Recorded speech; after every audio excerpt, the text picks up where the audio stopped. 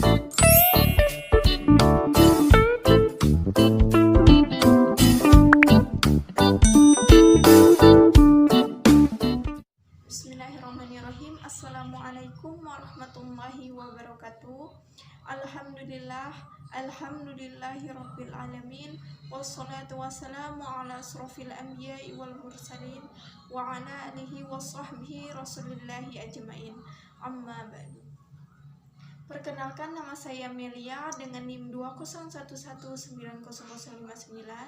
Saya mahasiswi program studi pendidikan agama Islam semester 5 kelas B, Fakultas Tarbiyah dan Keguruan, Universitas Islam Negeri Sultan Toha Saifuddin Jambi. Pada video kali ini saya akan menjelaskan tentang sumber hukum Islam yang ketiga, yaitu ijma sebagai dalil hukum. Yang mana video ini saya buat untuk memenuhi tugas akhir semester dengan mata kuliah Ushul Fiqih 1, dosen pengampu Ibu Rina Juliana MPDI. Baiklah, saya akan menjelaskan tentang pengertian ijma, yang mana ijma secara etimologi mengandung arti kesepakatan atau sepakat, atau dalam bahasa lain disebut dengan konsensus, yang mana hal ini terdapat dalam Quran surah Yusuf ayat 15 yang berbunyi, A'udzubillahi minasyaitonirrajim, Bismillahirrahmanirrahim. Falamma dhahabu bihi ajma'u ayyaj'aluhu fi ghayabatil jub, yang artinya maka tatkala mereka membawanya dan sepakat untuk memasukkannya ke dalam sumur, yang mana dalam surah tersebut terdapat kata ajma'u yang berarti sepakat. Nah, sepakat di sini mengandung arti yaitu ketetapan untuk melakukan sesuatu. Sedangkan ijma secara terminologi yaitu ittifaqun jami'ul mujtahidina min muslimina fi asri minal usul ba'da wafati Rasulullah sallallahu alaihi wasallam ala hukmin syar'in. Yang mana ijma secara terminologi yaitu ittifaqun atau kesepakatan. Siapa yang sepakat? Jami'ul mujtahidina, para ulama atau mujtahid. Siapa mujtahid ini? Mujtahid adalah seorang ulama yang mampu melakukan penggalian dan istinbat hukum berdasarkan dalil-dalil syar'i yang ada.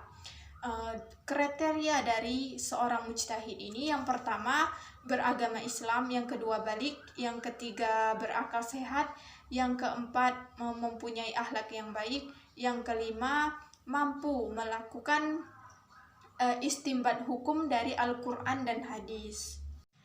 Para ulama atau mujtahid ini memiliki kemampuan khususnya di bidang hukum, yaitu hukum syara' atau hukum Islam. Selanjutnya fi asri minal usur. Adanya ijma ini terjadi pada masa ketika Nabi sudah wafat.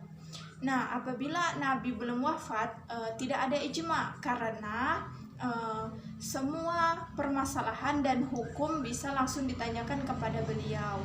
Nah, ijma ini ada ketika Nabi Muhammad SAW telah wafat. Selanjutnya ala hukmin syar'in. Ijma ini lebih cenderung ke dalam usul fikih untuk menentukan hukum syara' atau hukum Islam.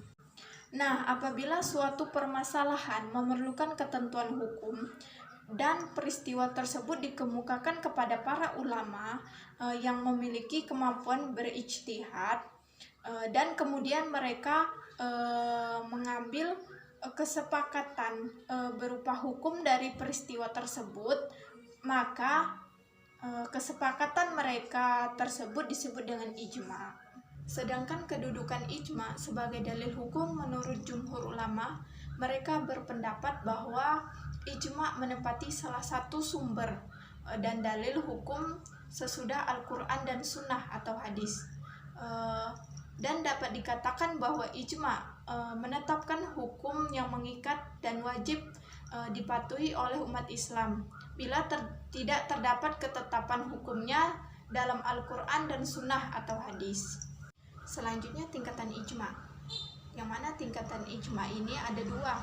Yang pertama syarih atau jelas, yang mana semua ulama itu jelas mengemukakan pendapatnya tentang suatu permasalahan atau hukum dari permasalahan tersebut.